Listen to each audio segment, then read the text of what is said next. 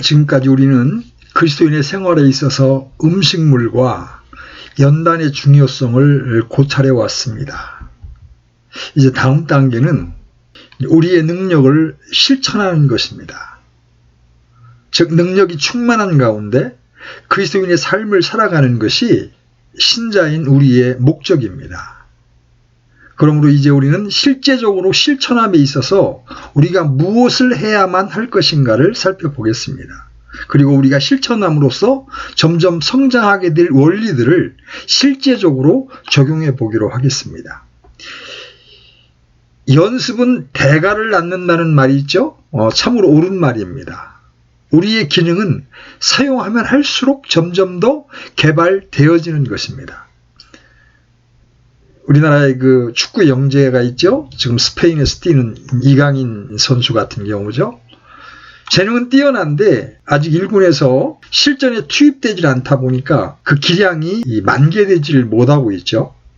실전과 같은 연습을 통해서 더 나은 선수로 도약을 해야 되는데 그렇지 못해서 많이 힘들어했고 심지어는 이제 이적 요청까지 하기도 했었습니다.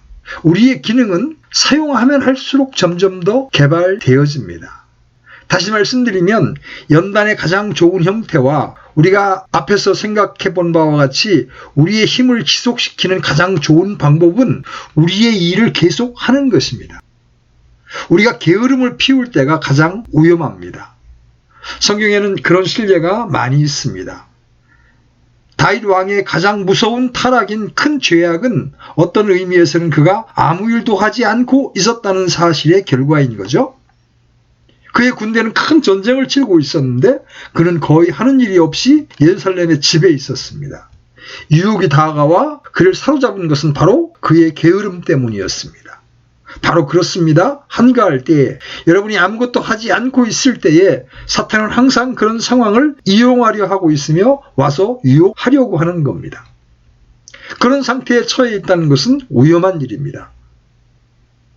그래서 성경의 여러 곳에서 그리스도인들에게 주의 일을 하는데 적극적이어야 한다고 권유하고 있는 것입니다. 그렇게 하는 것이 바른 행로 위에 있는 겁니다. 저는 우리가 하고 있는 것이 무엇인지 알지도 못하면서 일을 한답시고 뛰어다니기만 하는 참으로 어리석은 활동주의를 옹호하려는 것이 아닙니다. 저는 정상적인 그리스도인의 생활을 영위하는 것에 대해서 이야기하고 있는 겁니다. 사람들은 활동적이어야 한다는 것이 밖에서 어떤 일을 하는 것을 의미한다고 생각합니다. 그러나 사실은 성경에서 항상 권유하고 있는 주된 활동은 그리스도인의 생활 그 자체를 영위하는 것을 의미하는 겁니다. 가장 간결하고도 알기 쉽게 설명된 그리스도인의 생활이 베드로후서 1장 5절 이하에 제시됩니다. 이것과 더불어 열심을 다하여 너희 믿음의 덕을, 덕의 지식을, 지식의 절제를, 절제의 인내를, 인내의 경건을, 경건의 형제의 친절을, 형제의 친절에 사랑을 더하라. 여기서 여러분이 하나 기억해야 할 것이 있습니다. 베드로는 주님께 넘겨라. 내가 할 일은 아무것도 없다. 오직 주님만을 의지하라. 이렇게 말하고 있지 않다는 겁니다. 오히려 그는 열심을 다하라고 말하고 있습니다. 그것이 우리를 향한 권고입니다. 우리는 일에 모든 주의를 집중하여 그 일을 꾸준히 계속해야 하는 겁니다. 베드로는 믿음 위에 덕을 더하라고 말합니다. 덕이 우리를 위하여 저절로 쌓여지는 것이 아니라 우리가 그 일을 해내야 한다는 거죠. 가만히 앉아서 운동에 관한 책을 읽는다고 사람이 강건해질 수 없는 것처럼 그리스도인도 베드로가 명하고 있는 것을 실행할 때까지는 결코 강건해질 수가 없는 것입니다. 신자는 이 일을 해야만 하고 그것이 그가 해야 할 일입니다. 그리고 주 안에서 강건하고 능력 있고 힘이 있게 될 때 그 일을 해낼 수가 있는 겁니다. 그런데 왜 이 모든 일을 실행하라고 베드로가 말하고 있을까요? 베드로의 대답은 이러합니다. 너희가 이 모든 일을 행한다면, 다시 말하면 믿음 위에 지금까지 말한 이 모든 것을 공급해 준다면 그것들이 너희가 우리 주 예수 그리스도를 아는 것에서 빈약하거나 열매를 맺지 못하는 자가 되지 않게 한다는 것이죠. 우리에게 가장 필요한 것은 이 주님을 아는 지식을 갖는 것입니다. 왜냐하면 우리가 주님을 알면 알수록 우리는 주님에 관하여 더욱 아는 것이고 그분의 권능과 그분의 힘의 능력을 더욱 알게 될 것이기 때문입니다. 그리고 나서 베드로는 1장 9절에서 이것들이 없는 자는, 여기서 이것들은 베드로가 말한 덕, 지식, 절제, 인내, 경건, 형제 친절, 또 사랑, 이런 것들을 말하는 겁니다. 이런 것들이 없는 자는 눈먼 자요, 멀리 볼 수 없는 자라고 부정적으로 설명하고 있습니다. 그뿐 아니라 자기의 옛 죄들에서 자기가 깨끗하게 된 것을 잊은 자라고까지 말합니다. 그런 사람들은 자기에게 어떤 일이 발생했는가를 깨닫지 못하고 있으며 실제로 그리스도인으로서 살고 있지 않은 겁니다. 그래서 베드로는 한 걸음 더 나아가서 10절에서 그러므로 형제들아 더욱 열심을 내어 너희를 부르신 것과 선택하신 것을 확고히 알아. 너희가 이것들을 행하면 결코 넘어지지 아니하리니, 이렇게 덧붙이고 있습니다. 여러분이 자신의 택하심을 결정하지는 않습니다. 그러나 여러분이 하는 일은 여러분을 택하여 주심을 확고히 하는 겁니다. 말하자면 이런 식으로 하나님께서 나를 택하여 주신 것을 확인할 수가 있다는 겁니다. 그리고 나서 그 임무를 올바로 납득시키기 위하여 베드로는 너희가 이것들을 행하면 결코 넘어지지 아니하리니, 이렇게 부연하고 있습니다. 그러나 여러분이 그것들을 행하지 않는다면 여러분은 실족하게 될 것입니다. 마귀는 여러분을 함정에 빠뜨릴 것입니다. 정사들과 권능들과 이 세상의 어둠의 치리자들과 높은 처소들에 있는 영적 사악함이 여러분을 올무에 걸리게 할 것입니다. 그리고 어디에 서 있는가를 알기도 전에 여러분은 실족하게 될 것입니다. 그러한 말씀에 비추어 볼 때 사람들이 활동하지 않아도 된다는 이러한 교리는 치명적인 독이 됩니다. 베드로는 너희가 이것들을 행하면 결코 넘어지지 아니하리니, 이렇게 말하고 있습니다. 그것이 힘과 능력을 자라게 하는 방법입니다. 그리고 나서 베드로는 다음의 말로 요약합니다. 이렇게 우리 주 곧 구원자 예수 그리스도의 영원한 왕국에 들어감을 주께서 너희에게 풍성히 베푸시리라. 즉 여러분은 간신히 들어가는 것이 아니라는 말입니다. 여러분 넉넉히 들어가게 될 것이며 그것은 영광스럽게 들어가는 것이 될 것이요, 나팔소리가 울리며 큰 환호가 있을 것입니다. 이러한 준비는 중요합니다. 그것들은 우리가 활동해야 된다는 것과 힘을 다해야 한다는 것을 상기시켜 줍니다. 우리는 능력을 받았기 때문에 권고를 받을 수가 있는 겁니다. 우리가 이 일을 실행할 때에 더욱더 힘이 넘치게 될 것이고 우리는 주 안에서와 그분의 강력한 권능 안에서 더욱더 강건하게 될 것입니다. 그러면 우리가 해야 할 일은 무엇입니까? 베드로후서 1장 말씀에 의하면 사도 베드로는 믿음 위에 무엇을 더하라고 권면합니다. 이건 아주 흥미있는 수로입니다. 더한다는 것은 추가한다는 의미이며 한 걸음 더 나아가서 충분한 준비를 갖춘다는 것을 뜻합니다. 우리는 실제로 무엇을 해야 할 것인가를 다음과 같이 구분 지을 수 있습니다. 물론 이 일들은 어떤 일이 다른 일과 중복되기도 합니다. 예를 들어 연습이 곧 활동에 실제 응용이 되는 것과도 같습니다. 어떤 일은 필연적으로 다른 일과 관련을 가지게 됩니다. 그래서 약간의 중복이 있게 마련입니다. 첫 번째 권고는 개인적인 훈련에 관한 일을 말씀하고 있습니다. 베드로는 너희 믿음의 덕을 더하라고 합니다. 덕이라는 말의 의미는 변해가고 있습니다. 오늘날에는 덕이라는 말에 특별한 의미를 부여하고 있습니다만 여기에서는 그것을 의미하지는 않습니다. 그 말의 본뜻은 원기나 도덕적인 힘입니다. 그것은 영혼의 힘을 서술하는 말입니다. 이 말의 정확한 의미를 찾아내기 위해서 이 말의 부정적인 의미를 고찰해 보는 것이 좋을 것입니다. 베드로가 너희 믿음의 덕을 더하라고 말하는 것은 무기력해지지 말라, 둔감해지지 말라는 뜻입니다. 만약에 여러분이 어떤 일을 조금이라도 무기력하거나 냉담하거나 내키지 않는 상태와 상황 아래서 시도한다면 여러분은 그 일을 매우 서투르게 하게 될 뿐 아니라 여러분 자신도 몹시 지치게 될 것입니다. 사람이 해야 할 첫 번째 일은 정신을 똑바로 차리는 일입니다. 그것은 어떤 활동에 있어서든지 지혜로운 일입니다. 다시 말하면 이 일을 하는데 임시변통으로 해서는 안 되며 무기력하거나 냉담한 태도로 해서도 안 되는 것입니다. 그런 이유 때문에 지금 일을 하는 데는 정성을 들여야 한다고 강조하여 말씀을 드리는 겁니다. 사람들이 더 이상 일을 즐기려 하지 않고 있는 것 같습니다. 그들은 일을 임시변통으로 하고 목적의식조차 없습니다. 이 정신력과 덕과 이 열심이 결핍되어 있는 겁니다. 여러분이 해야 할 첫 번째 일은 이제 여러분은 믿음을 지니고 있으므로 무기력과 둔감한 것과 느슨한 상태를 쫓아버려야 한다고 사도 베드로가 말하고 있는 겁니다. 정신을 차려야 합니다. 그것은 우리 모두가 꼭 실천해야 할 일입니다. 그러므로 기력을 북돋우고 자신을 분발시키며 내가 할 일은 이것이다. 그러므로 나는 이 일에 혼신의 힘을 다해야 한다고 자신에게 말하십시오. 그것이 이 말의 의미입니다. 침대에 편안히 누워서 휴식을 취하는 대신 오직 승리의 열매를 거둬들이기 위해 정신을 똑바로 차려야 합니다.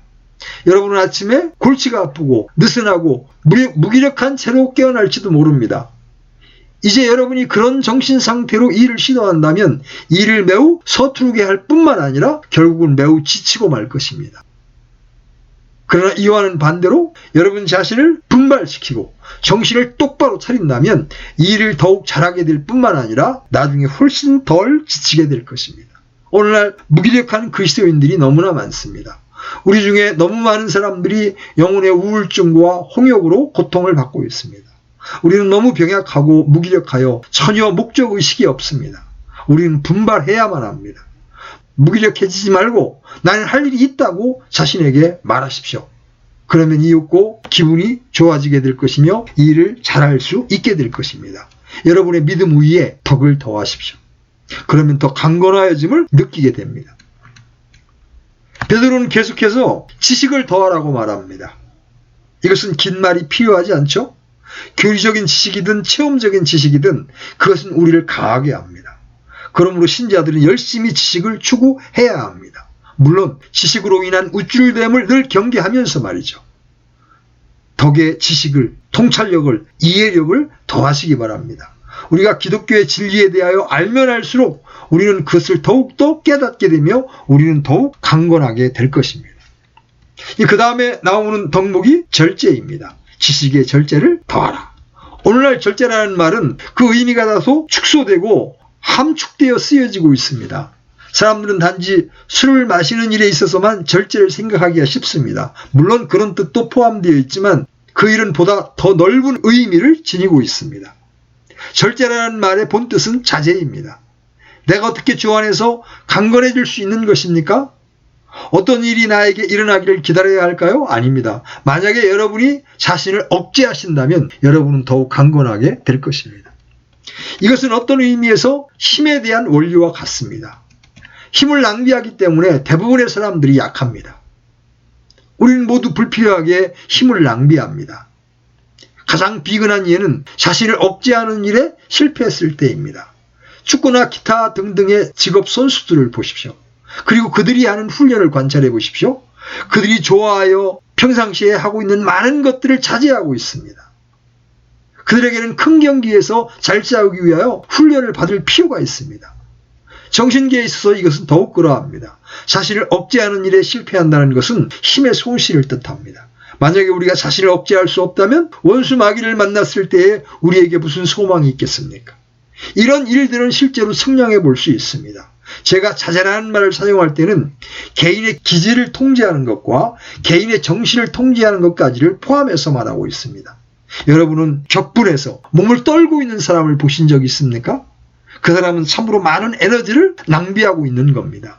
그는 자기의 기질과 정신을 억제할 수 없기 때문에 무서운 속도로 에너지를 방사하고 있는 겁니다. 물론 그는 마귀의 손에서 놀아나는 하나의 가랑잎에 불과한 것입니다.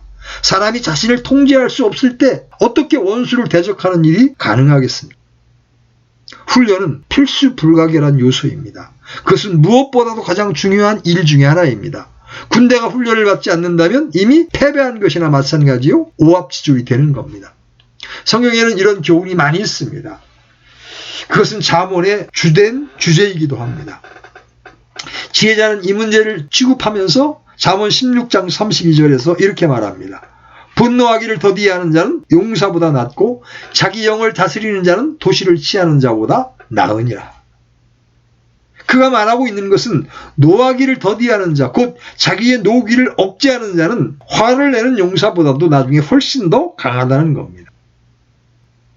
본래는 용사가 훨씬 강하지만 그가 자기 분을 참지 못하여 그의 힘을 분산시키고 낭비한다면 그는 전쟁에 지고 말 것입니다. 노하기를 더디하는 자는 활력이 가득 찬 힘이나 역량도 없고 용사만큼 힘도 없지만 그는 자신을 억제할 줄 압니다. 자신을 억제할 수 있는 사람은 단지 믿음직스럽고 견실하다는 이유만으로 일에 능하고 훨씬 힘이 센 자를 자주 이길 수가 있을 것입니다. 이것을 시합에서 자주 볼 수 있는 광경이죠. 어떤 사람이 훌륭한 테니스 선수가 될 수 있으나 만약 그가 개팍스럽고 성격이 좋지 못하다면 시합에 지게 될 것입니다. 그리고 그보다 못한 다른 선수가 단지 끈기 있고 자신을 억제할 수 있으므로 그를 이길 수가 있는 거죠. 잠언의 지혜자는 자기 영을 다스리는 자가 도시를 탈취한 용사보다 낫다고 결론을 내리고 있습니다. 자기 억제의 결핍으로 말미암아 정신적으로 에너지를 낭비하는 일이 참으로 빈번합니다. 그것은 우리를 지배하기 쉬운 다른 모든 일에 있어서도 마찬가지입니다. 성질뿐만 아니라 우리 안에 있는 욕망과 본능과 모든 일시적인 감정, 이것들은 그 자체로서는 모두 아주 정당한 것들입니다. 그러나 여러분이 이것들을 통제하지 않는다면 곧 힘을 잃게 되고 말 것입니다. 너무 과식을 하게 되면 곧 나른해질 것입니다. 에너지원을 그토록 많이 섭취했음에도 불구하고 오히려 힘이 빠지게 될 것입니다. 왜냐하면 여러분이 그 에너지를 사용하지 아니하므로 몸에 지방이 끼게 되고 근육은 축 처져서 강건치 못하게 될 것이기 때문입니다. 만약에 여러분의 식욕을 통제할 수 없다면 결국 여러분은 전혀 쓸모없게 되어버리고 말 것입니다. 그것은 다른 모든 욕구도 마찬가지입니다. 어떤 사람이 굉장히 우수한 두뇌를 가졌다 할지라도 그가 너무 과음하는 사람이라면 그 우수한 두뇌를 가지고도 그는 실패하고 말 것입니다. 그런 일이 있다는 것은 얼마나 비참한 일입니까? 그리고 하나님께서 우리에게 주신 다른 본능도 다 마찬가지입니다. 믿음과 덕과 지식은 우리의 힘을 북돋아 줍니다. 그러나 사람이 자신을 억제치 못한다면 그것은 에너지를 낭비하고 탕진하는 것이 됩니다. 자기 통제는 필수 불가결한 것입니다. 이것은 모든 인생 행로에서 분명합니다. 만약에 여러분이 사업에 종사하고 있으며 많은 사람의 우두머리라고 한다면 여러분의 부하들이 진정 잘해주기를 바랄 때 여러분의 성질을 억제해야 합니다. 성질을 억제할 수 없다면 부하들을 다룰 수 없을 것입니다. 그들은 여러분의 날카로운 성격을 두려워하여 최소한도의 일만 하고 여러분이 지켜보는 동안만 일을 할 것입니다. 부하들에게 신이 먹기를 바라고 그들에게 최선을 기대한다면 자신을 통제하는 데서부터 출발하십시오. 다른 사람들을 다루려면 자신을 통제해야 하는 겁니다. 우리 다 같이 생활의 모든 면에서 이 절제를 훈련하십시다. 왜냐하면 다른 모든 면에서와 마찬가지로 정신적인 영역에 있어서도 이것이야말로 진리이기 때문입니다. 베드로는 그 다음에 절제에 이어서 인내를 소개합니다. 우리는 인내를 더해야 합니다. 그리스도인의 생활은 매우 활동적인 생활입니다. 자신을 통제하고 훈련을 실시하는 데는 시간과 수고를 요합니다. 아무도 여러분을 위해 그 일을 대신해 줄 수는 없습니다. 여러분 자신이 참을성 있게 해야 합니다. 여러분 혹시 내가 모든 수고를 해봐도 소용이 없다고 말할지 모릅니다. 왜 그럴까요? 그것은 사도 베드로의 가르침을 따르지 않았기 때문에 그러한 것입니다.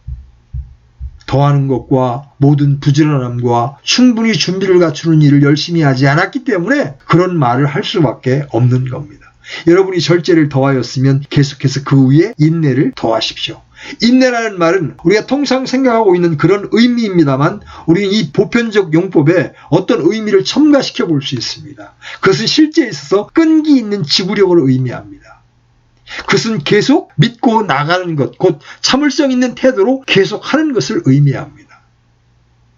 이것이 그 말의 통상적 의미이자 동시에 성경적 의미입니다. 그것은 여러분이 끈기 있게 계속한다는 것을 의미합니다. 여러분은 일을 기분 내키는 대로 하지는 않습니까? 그런 식으로 한다면 결코 강건해질 수 없습니다. 튼튼해지기 위해 육체적 운동을 하러 가야겠다고 가끔 결심을 하는 사람들이 있습니다. 그들은 얼마 동안 계속합니다. 그리고 그 결과는 놀랄만합니다. 그러나 그리고 나서는 그만두어 버립니다. 그리고는 곧 이전의 상태로 돌아가 버립니다. 그러면 그들은 다시 시작합니다. 그들은 기분 내키는 대로 운동을 하기 때문에 결코 강건해지지는 않는 것입니다. 이것은 그리스도인의 생활에 있어서 심오한 진리입니다. 여러분은 이런 인생을 살아서는 안 됩니다. 일들을 간헐적으로 함으로써 기력이 강건해질 수 없으며 생활에서 승리할 수도 없습니다. 꾸준히 해야 합니다. 우리는 그것을 다음과 같이 설명해 볼 수 있습니다. 어떤 일을 할 기분이 내킬 때까지 기다리지 마십시오. 일어나 그 일을 시작해야 합니다. 일할 기분이 일어나기를 기다리는 사람은 어쩌면 결코 그 일을 해내지 못할 것이며 하지도 않을 겁니다. 그것은 여러분의 의무라고 권고하고 있습니다. 일을 하고 싶을 때에만 어떤 일을 해서는 안 됩니다. 일을 하고 싶지 않을 때에도 일을 해야 합니다. 그러면 일하고 싶은 기분이 나기 시작할 것입니다. 그렇게 하는 것이 문제를 해결해 나가는 길입니다. 어떤 일을 당하여 떨지 마십시오. 일에 몰두하여 해 나가노라면 곧 즐거워질 것입니다. 바람에 신경을 쓰는 사람은 결코 곡식을 거둬들일 수 없는 겁니다. 왜냐하면 그는 아예 씨를 뿌리지 않기 때문입니다. 그는 항상 주저하며 의심만 합니다. 그것은 그리스도인의 생활에도 똑같습니다. 무슨 일이 일어나더라도 끊임없이 변치 않고 계속하는 것보다 중요한 것은 없습니다. 방해가 있고 장애물이 있고 실망과 반대와 박해가 있을지라도 변해서는 안 됩니다. 끈기 있게 계속해 나가십시오.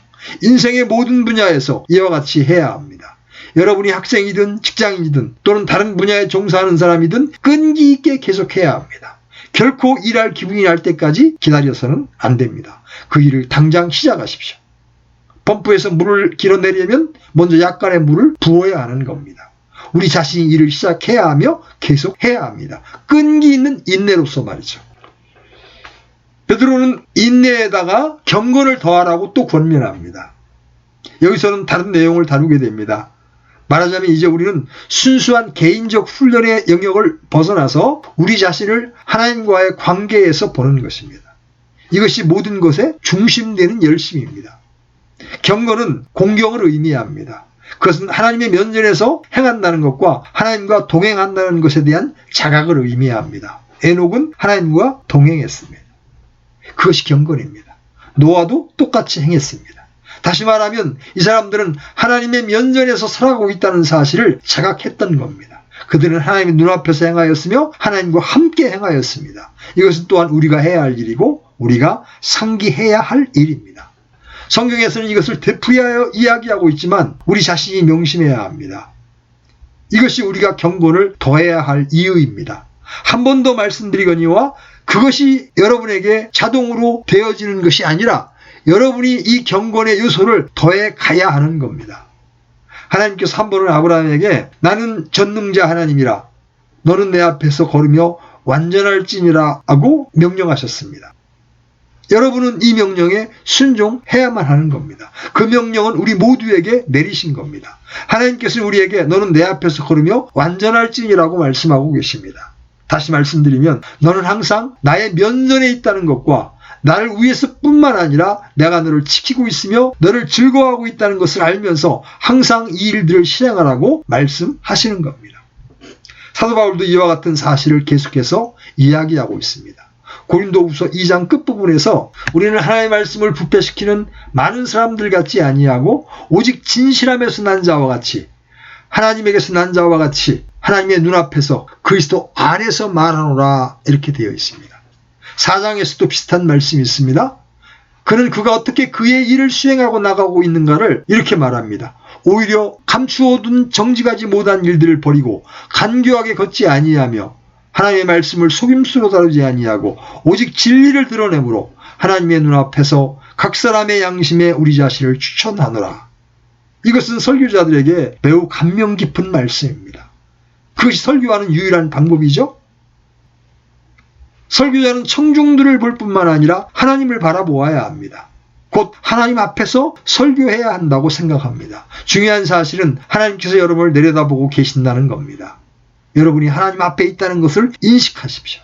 그것이 경건입니다. 여러분은 경건해지려고 수도승이나 은둔자가 될 필요가 없고 수도원에 갈 필요도 없는 겁니다. 참으로 경건하게 된다는 것은 여러분이 모든 일을 하나님 앞에서 하고 있다는 것을 항상 인식하고 있음을 의미하는 겁니다. 여러분이 그렇게 행할 때 하나님으로부터 오는 힘과 능력으로 충만하게 될 것입니다. 그러므로 인내에 경건을 더하십시오. 그리고 나서 베드로는 다른 사람들과의 친교에 대하여 경건에 형제 친절을 더하라 이렇게 말하고 있습니다. 그 말 그대로 여러분의 형제에게 친절하십시오. 연약한 그리스도인들이 많이 있습니다. 그리고 그들의 연약함의 주된 원인 중에 하나는 그들이 형제를 사랑하지 않기 때문입니다. 그들은 다른 사람들에 대한 무정한 생각들로 시간과 정력의 대부분을 낭비하고 있습니다. 이것은 몹시 힘을 낭비하는 것입니다. 그것은 항상 여러분의 힘을 고갈시키는 것입니다. 사람들에 대한 불친절한 생각들은 다른 사람들에게 어떤 일을 하든 안 하든 간에 항상 여러분을 더욱 연약하게 하며 그것은 항상 큰 해를 끼치는 것입니다. 다른 사람들에 대하여 그런 식으로 생각을 계속하면서 어떻게 성령 안에서 기도를 시작할 수 있겠습니까? 어떤 형제들을 비난하면서 어찌 나아가 다른 사람들을 도울 수 있겠습니까? 그것은 불가능합니다. 요한일서 3장 14절은 이렇게 말씀하십니다. 우리가 형제들을 사랑함으로 사망에서 생명으로 옮겨간 줄 우리가 알거니와 자기 형제를 사랑하지 아니하는 자는 사망 안에 거하느니라. 사랑은 생명의 증거입니다. 형제를 사랑하는 일에 대한 모든 실패는 오로지 우리의 힘을 고갈시킬 뿐입니다. 만약에 여러분이 무정하고 불친절하고 잔인하고 앙심 깊은 생각들로 시간을 보낸다면 여러분을 약하게 하는 것이 될 것이며 전혀 쓸모없게 될 것입니다. 그러므로 우리가 주 안에서와 그분의 강력한 권능 안에서 강건하게 되기를 바란다면 형제를 사랑하십시오. 사랑한다는 것과 좋아한다는 것은 차이가 있습니다. 우리에게 모든 사람을 좋아하라고 말하지는 않습니다. 우리는 모두 다르기 때문에 그렇게 하라는 의미가 아닙니다. 본래부터 여러분이 더 좋아하는 사람들이 있는 겁니다. 그렇지만 우리는 육체적으로나 정신적인 의미에 있어서 우리가 다른 모든 사람에게 반응할 때 모든 사람을 사랑하고 모두에게 친절하고 그들을 형제처럼 대우해야 한다는 권면을 받고 있습니다. 그것은 모두 경험을 통해서 압니다. 여러분이 형제처럼 친절하게 행동한다면 훨씬 유쾌하고 강건하며 기꺼이 원수와 대결할 수 있습니다. 그와는 반대로 비참하고 불행하고 앙심 가득 찬 생각들을 한다면 원수는 싸움을 시작하기도 전에 여러분을 이미 어느 정도 패배시켜 버린 겁니다. 우리가 형제다운 친절함을 실행하면 할수록 우리는 서로에게 선을 베푸는 일과 도와주는 일에 더욱 열심을 내게 되며 우리 자신이 더욱더 강건하게 될 것입니다. 이것은 그리스도인의 삶의 위대한 원리입니다. 주는 것이 받는 것보다 더 복이 있습니다. 주면 줄수록 더 많이 얻게 될 것입니다. 인색하게 씨를 뿌리는 자는 적게 수확을 거둘 것이지만 넓게 모든 곳에 뿌리는 자는, 다시 말하면 덕행을 쌓는 자는 오랜 뒤에 풍성하게 거두어 드린다는 것이죠. 베드로는 형제 친절에 더하여 사랑을 이야기합니다. 이것은 모든 사람에 대한 보편적인 사랑을 의미하는 것입니다. 이것은 좋아하는 것이 아니라는 것을 다시 한번 말씀드립니다. 죄인들과 다른 사람들에 대한 증오스러운 일이 많이 있을지라도 그리스도께서 우리를 사랑하신 것처럼 그들을 사랑하라는 것입니다. 그러면 실제 문제로서 우리가 노력해야 할 여러 가지 생생한 요소들이 있는데 이 모든 것을, 그리고 신약성경의 다른 곳에서 권고하고 있는 모든 것을 연습함으로써 우리는 더욱 강건하게 될 것입니다. 연습은 대가를 만듭니다. 우리가 믿음 위에 이 여러 가지 다른 자질들을 더하면 더할수록 우리는 주 안에서와 그분의 강력한 권능 안에서 더욱 강건하게 될 것입니다. 그것들은 우리가 항상 계속해서 실행해야 할 일들입니다. 결코 해이해져서는 안 됩니다. 영적 영역에 있어서는 결코 안일함이 있을 수 없습니다. 우리는 이 일들, 곧 먹고 마시고 훈련하고 연단하는 것들 이상의 여러 가지 방법으로 항상 실천해야 하는 것입니다. 그것은 우리의 영속적이고도 부단한 행위가 되어야 합니다. 보다 중요한 일은 실제 전쟁에 있어서 내가 어떻게 주 안에서와 그분의 강력한 권능 안에서 강해지느냐 하는 것입니다. 나는 마귀가 당분간 내 곁을 떠나 있을 때라 할지라도 이 일을 해야 합니다. 그렇지만 실제 전쟁에 있어서 내가 할 일은 무엇입니까? 전쟁의 와중에서 내가 어떻게 주 안에서와 그분의 강력한 권능 안에서 강건해질 수 있다는 말입니까? 저는 한 가지 일만 말씀드리겠습니다. 그것은 주님의 이름을 사용하는 것입니다. 주님의 이름을 사용하는 것은 굉장한 힘의 근원입니다. 여기서 잠언 18장 10절의 말씀을 다시 상고해 봅시다. 주의 이름은 견고한 망대니 의로운 자는 거기로 달려가 안전을 얻느니라. 오직 주의 이름뿐만이 아니라는 것을 기억하시기 바랍니다. 주의 이름은 견고한 망대니 의로운 자는 거기로 달려가 안전을 얻느니라. 주님의 이름과 그분의 이름의 능력을 사용하는 방법에 대해 다른 분명한 신뢰들이 있습니다. 여러분은 기드온의 이야기를 기억하십니까? 기드온은 참으로 보잘것없는 사람이었습니다. 그는 매우 시시한 부족 출신이었고 그의 가족은 그의 부족 중 가장 적은 가족 중에 하나였습니다. 그러나 하나님께서 그를 불러 세우시고 많은 무리의 미디안 족속과 싸우게 하셨습니다. 여기서 여러분이 기억하시는 바와 같이 하나님께서는 기드온이 많은 군대를 이끌고 가는 것을 허락치 않으셨습니다. 그래서 기드온은 단지 300명의 소수 인원만 남겨두고 나머지는 돌려보냈습니다. 그는 어떻게 싸웠습니까? 그가 자신의 힘에만 의지했던가요? 아닙니다. 그의 표어는 주의 칼이라, 기드온의 칼이라였습니다. 기드온은 병사들이여 나를 따르라. 기드온의 이름으로 적을 무찌르자. 여기 기드온의 칼이 있으니 나를 따르라. 이렇게 말하지 않았습니다. 또 주의 칼이라고만 하지도 않았습니다. 여기에 완전한 성경적 교훈이 있습니다. 주의 칼, 기드온의 칼이라고 말합니다. 하나님을 신뢰하고 만일의 경우에 대비하시기 바랍니다. 그러면 확신과 힘이 생길 것입니다. 그것은 주의 칼입니다. 확실히 우리는 하나님의 칼이 없이는 무기력합니다. 그렇습니다. 하지만 그것은 주의 칼이며 동시에 기드온의 칼인 것입니다. 이와 같이 하여 그들은 전투에 임하여 혼신의 힘을 다해 싸웠고 큰 승리를 거두었습니다. 주를 위하라, 기드온을 위하라. 그러나 여러모로 볼 때 모든 것 중에 가장 위대한 것은 다윗과 골리앗의 경우입니다.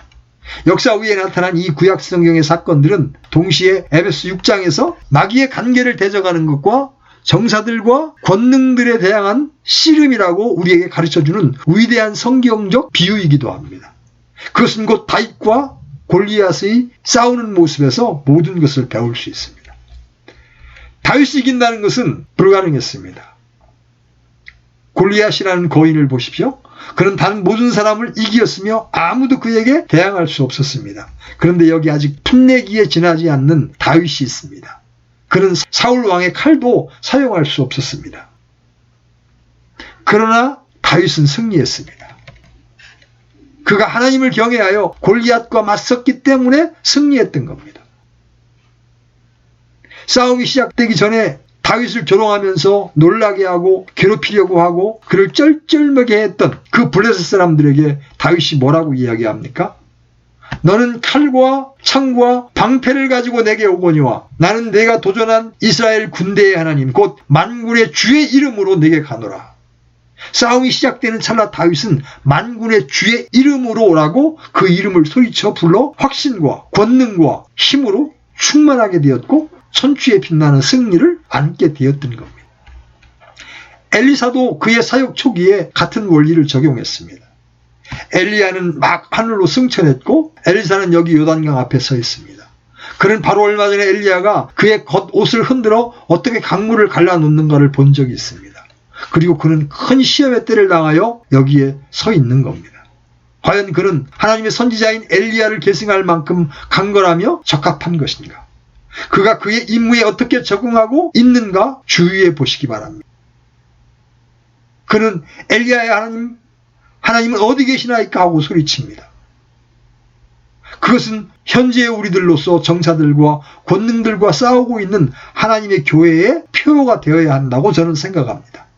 특별한 경우뿐만 아니라 평상시에도 우리는 이것을 말해야 합니다. 우리는 연약하거나 주저하거나 유혹에 쉬이 빠지거나 절망해서는 안 됩니다. 우리는 엘리야의 하나님은 어디 계시나이까? 우리 선조들의 하나님은 어디에 계시나이까? 개혁자들의 하나님은 어디 계시나이까? 청교도들의 하나님은 어디 계시나이까? 주님의 이름으로만 우리는 강하고 담대해질 수가 있는 겁니다. 신약 성경으로도 가보십시다.